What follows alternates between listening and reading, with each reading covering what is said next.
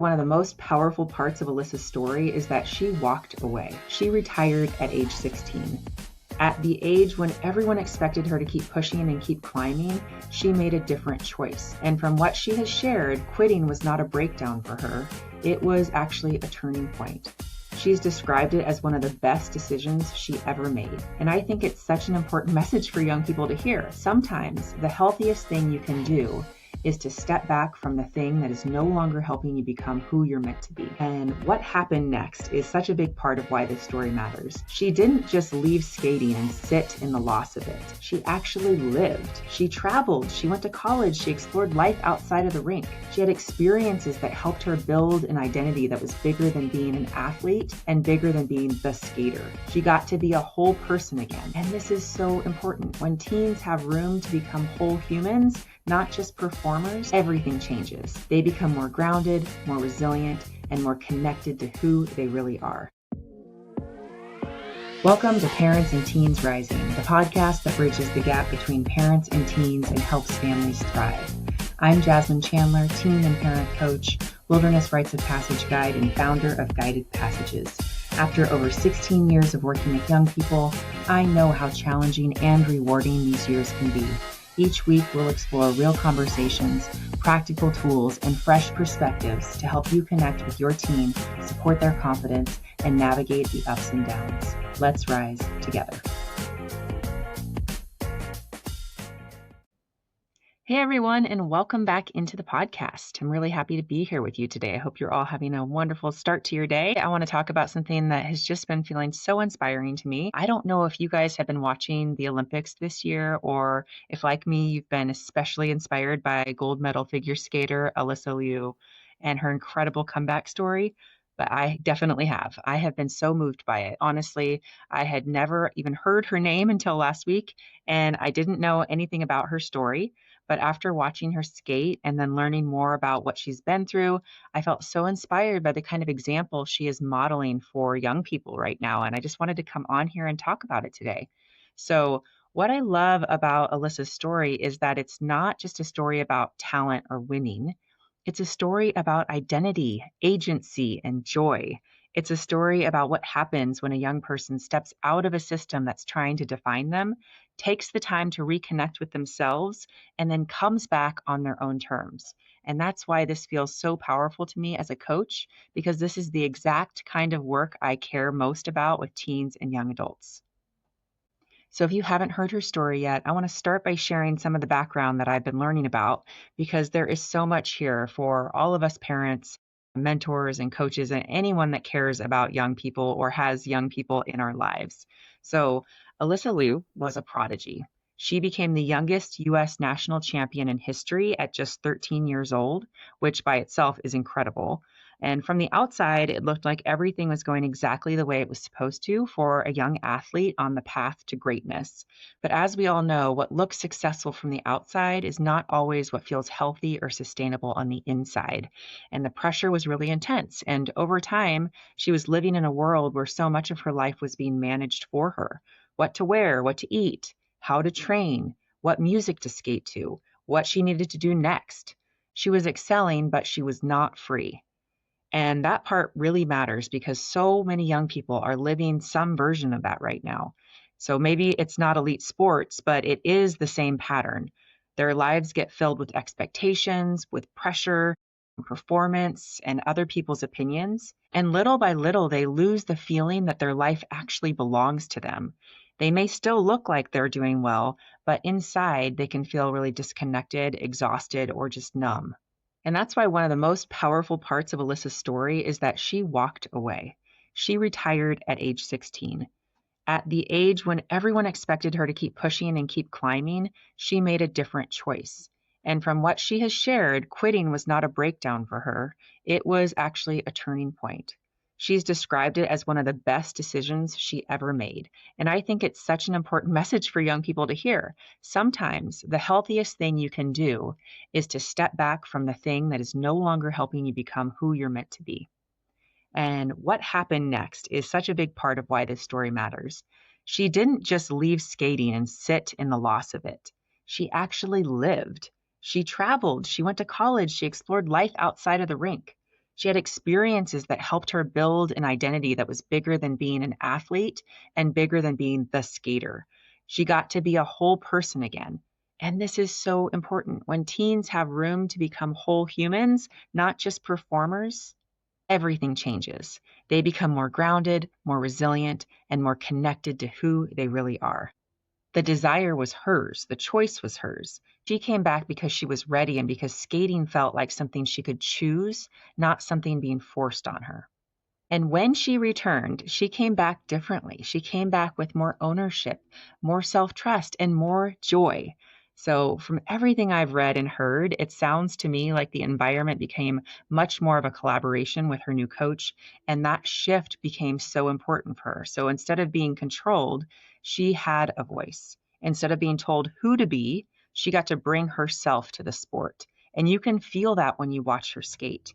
There's an artistry there. There's a freedom there. There's personality there. She looks like someone who is fully present in her own life. I also really want to name something that's especially important for our girls and young women, and honestly for all teens who feel pressure to fit the mold of any kind.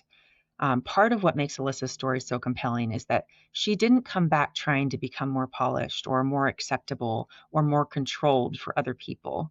She came back as herself. And there's something so powerful in that, especially in a culture that puts so much pressure on young people around appearance, body image, and diet culture. The message she is modeling is that you don't have to betray yourself to succeed. You don't have to shrink yourself to be excellent. You don't have to fit someone else's idea of who you should be in order to thrive. And then, of course, too, she goes on to win the Olympic gold, which is just incredible. But even that is not the part that gets me the most. What gets me is the way she carried herself through it and after it. She let herself feel the joy. She celebrated unapologetically. She looked like someone who was not just relieved to survive a high pressure moment, but someone who is genuinely alive in that moment. I love that so much because so many young people have learned to mute themselves or to downplay their wins or to act like they don't care as a way to protect themselves. And Alyssa did not do that. She let herself be proud. She let herself be expressive. She let herself enjoy what she had worked so hard for. She was fully present in that moment. If you watch that gold medal performance, I mean, that's what you see. You see someone that is just embodying passion and joy and presence in the moment. She was taking in the audience. She was just, exuding this inner light, and I just loved watching it so much because it's so rare, I think, to see someone just fully embodied in themselves and fully present in the moment she was in. So, I mean, this is not really just for teenagers to look up and be inspired by. I mean, I'm looking at her and I'm so inspired, right? That's what it means. That's what it looks like to just fully step into yourself and be present in your gifts and to give them freely and to receive, what you get back from doing that, right? To receive the applause, to receive the credit, to receive the medal, right? But also just to receive the feeling of accomplishment, that feeling of really just stepping fully into her gifts and into herself. Like, wow, right? Isn't that what we're all going for here? And I also just love the mindset she has spoken about around mistakes. She said there was absolutely nothing to fear because mistakes are great too. And that right there is such a powerful lesson for teens. When a young person starts to see mistakes as part of growth instead of proof that they're failing, it changes everything. It changes how they show up, how they recover, and how willing they are to take healthy risks. It protects their confidence because their confidence is no longer built on being perfect. It's built on trust in themselves. It's built on their resilience, their ability to get back up and learn from what they just did, right? And that's why this story feels so much bigger than sports to me. Yes, it's an amazing comeback story. And yes, winning gold is absolutely extraordinary. But the deeper story is that Alyssa Liu found her way back to herself. She built a life and identity that were bigger than achievement. And when she returned to competition, she did it from a place of choice, agency, and joy. She defined success for herself, and then she went all the way. This is exactly why I love coaching teens and young adults so much because this is the real work. The real work is helping them get clear on who they are and what matters to them and what they want their life to be built around. The real work is helping them develop motivation that comes from identity and purpose, not just pressure or approval. Because when motivation is rooted in identity and purpose, it can't be outsourced, it can't be taken away, and it doesn't disappear the minute life gets hard. So, in this episode, I want to talk about 5 powerful lessons Alyssa Liu's story teaches us about helping teens find authenticity, agency, and real success. So, even though Alyssa's journey played out on an Olympic stage, the lessons underneath it are incredibly relevant for everyday teens and families. Most teens aren't training for the Olympics, but they are navigating pressures and expectations, comparison, identity questions, and the feeling that everyone has an opinion about who they should be. That's why this matters so much. Alyssa's story gives us a powerful framework for how to help teens build motivation and confidence that actually lasts and not just perform for a season. All right, so let's jump in.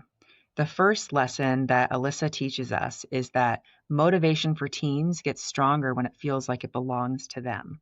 So, one of the clearest parts of her story is that everything changed when she came back to skating because she wanted to, not because she was being pushed to do it.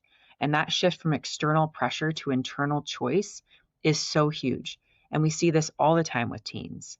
When a teen feels like they are constantly being managed, corrected, or pushed towards someone else's version of success, they may still perform for a while, but the spark usually starts to fade. And they might start to shut down or resist or procrastinate, or it might even start looking like laziness from the outside, when what is really happening is that they don't feel ownership for the process.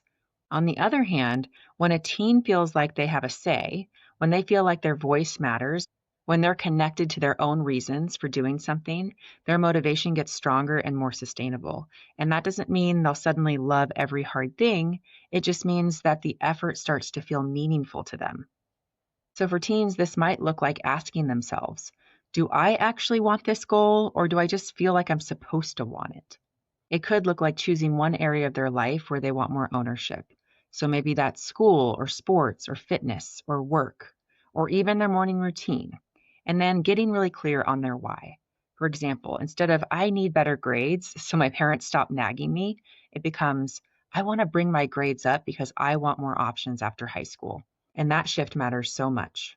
And for parents, this is where we can be really intentional. So instead of only saying, you need to do this, we can ask better questions. We can say something like, what do you want for yourself right now? Or what matters most to you in this situation? Or how can I support you without taking over here? So we still get to guide and set boundaries, but we can do it in a way that builds ownership instead of power struggles. And even small things can help, like letting them choose the order they do homework, the sports they want to try, or how they want to structure their study time. Giving them voice doesn't weaken your role. It strengthens their self-trust, their motivation, and their buy-in. All right, the second lesson is that teens need an identity that's bigger than achievement. This is one of the most powerful parts of Alyssa's story to me. She didn't just leave skating and wait around to see what would happen. She went and lived her life. She had experiences outside of the rink. She got to be a person, not just a performer.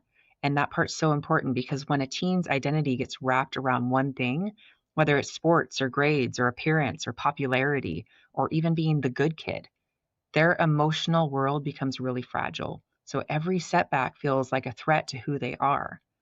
We see this all the time with teens who say things like, if I don't make the team, I'm nothing. Or if I fail this class, my life is over. Or if people don't like me, then something's wrong with me. And it's not that they're being dramatic. It's that they haven't had enough support building a fuller identity yet. So for teens, this lesson is about expanding their sense of self. So it might look like trying something new that they're not already good at just for the experience. Or it might look like asking, who am I when I'm not performing? Or what do I enjoy that has nothing to do with being the best? It could be art or hiking, music, volunteering, cooking, lifting, photography, working with kids, building things, right? So many different options. And the point isn't to add more pressure. The point is to help them discover more parts of themselves. And for parents, this is really big too, because we can support identity development by noticing and reflecting back who they are beyond outcomes. So instead of only praising grades, goals, or accomplishments, we can also name character and qualities.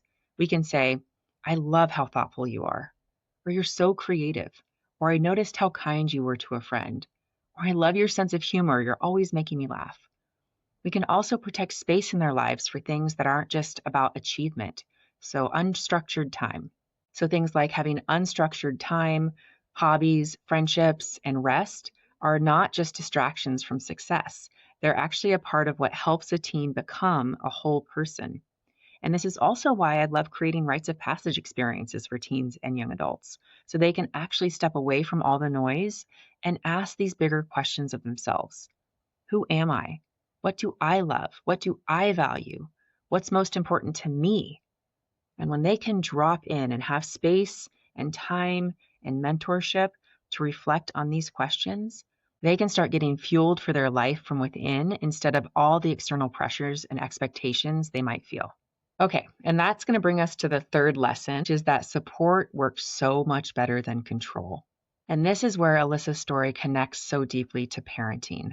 So, a lot of us were raised to believe that if we want the best from kids, we need to tighten things up, be hyper vigilant, and stay in control. And to be fair, structure does matter. Guidance matters and boundaries matters. Of course, our teens do need us for all of that. But control and support are not the same thing.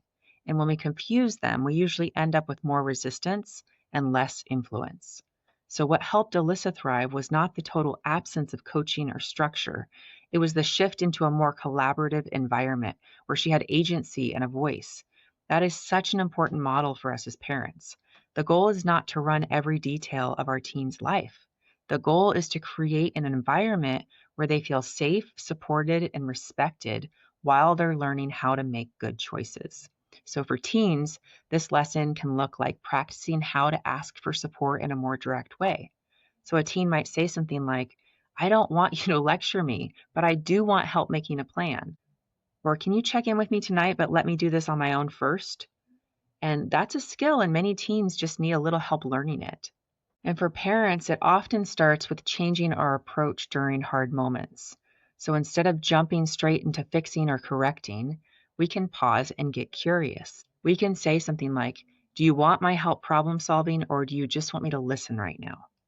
We can involve them in the plan by saying, what do you think would help to get you back on track this week? And if they're struggling with something like late assignments, screen time, or staying up too late, we can hold a boundary while making it collaborative. For example, we do need to make a change here because this is affecting your sleep and your mood. So let's figure out a plan together that you can actually stick to. And that kind of language lowers defensiveness and builds buy-in. All right, that brings us to the fourth lesson, which is that joy and authenticity are not distractions from success. They are part of it. So I really love this part of Alyssa's story because it pushes back on so much of what our culture teaches young people. We often send the message that if they want to succeed, they need to be more serious, more controlled, more polished, and more willing to ignore themselves, right? Their own needs, their emotions, all of those things.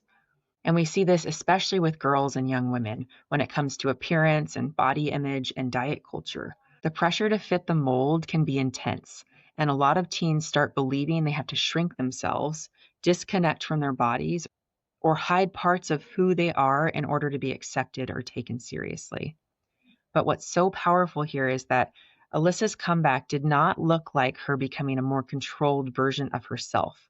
It looked like her becoming her truer and more authentic self, right? She became more expressive, more free, and more joyful. And that didn't take away from her excellence, it supported it. So for teens, this lesson is about paying attention to what makes them feel most alive, not just what gets approval.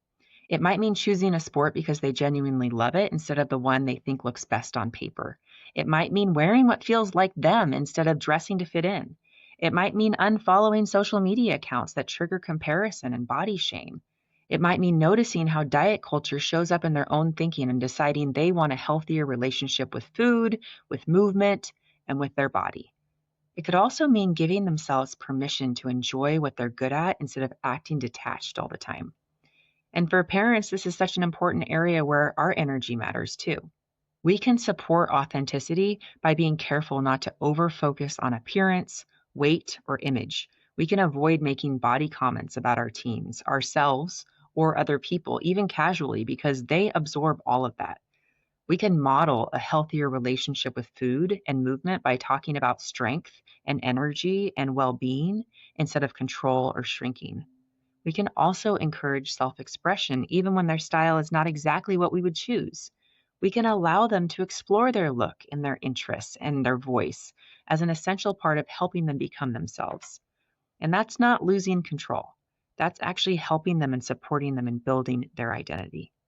What makes this even more powerful is that Alyssa has been incredibly clear in her own words that joy was not some side effect of winning. It was part of how she skated. After her Olympic performance, she said, "I'm okay if I do bad. I'm also okay if I do good. Mistakes are beautiful. Flawless isn't a thing. I just enjoy every second I'm out there on the ice. It's a lot of fun." She also said, "These titles are huge, but I don't want them to overshadow who I am and what I do and what I'm all about. Winning isn't all that, and neither is losing." And that is such a radical and healthy mindset for young people because it shows that joy and self expression and self worth don't have to be postponed until after a perfect performance. In Alyssa's case, joy was not separate from excellence, it was woven right into it. And it was just so beautiful to watch, right? Okay, that brings us to the fifth lesson that Alyssa has taught us all, and that's that success is strongest when teens define it for themselves. So this part here is one of the things that's standing out to me the most. Her gold medal is incredible, but what makes the story so meaningful is that she reclaimed herself first. The win came after she stepped away, built a fuller life, and returned with agency. So in other words, success was not just the medal. Success was the way she got there as herself, with joy and on her own terms. And that's such an important message for teens because so many of them are chasing goals they've never had the chance to define for themselves. They're chasing what looks good, what gets praise, what makes adults worry less, or what everyone else seems to be doing. And then they wonder why they feel unmotivated or empty. For one teen, success might mean making varsity. For another, it might mean managing anxiety enough to go to school consistently. For another, it might mean getting their first job or learning to speak up for themselves or rebuilding trust after a hard season. Success doesn't have to look the same for everyone, and it shouldn't. And then for parents, this is where we can become anchors instead of managers. We can really start to help our teens define success by reflecting progress, not just outcomes. So it's important for us to say things like, "I'm proud of how you kept going," or "I noticed how much more confident you were in that conversation," or "Look at the way you handled that differently than a month ago." So we can celebrate effort and growth and self-awareness, not just the results that they're getting, because those are just as important or more important than results, right? So we can also share our own learning here and be honest about the ways we've had to unlearn other people's definitions of success for ourselves. And that kind of honesty really gives teens permission to do the same. And maybe most importantly, we can keep reminding them that mistakes are not the opposite of success. They are part of it. I love Alyssa's mindset around mistakes being great too, because that's exactly what helps teens build real confidence.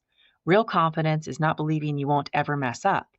Real confidence is knowing you can handle yourself when you do. So when we put all five of these lessons together, what we get is a completely different picture of motivation and success than the one most of us were handed.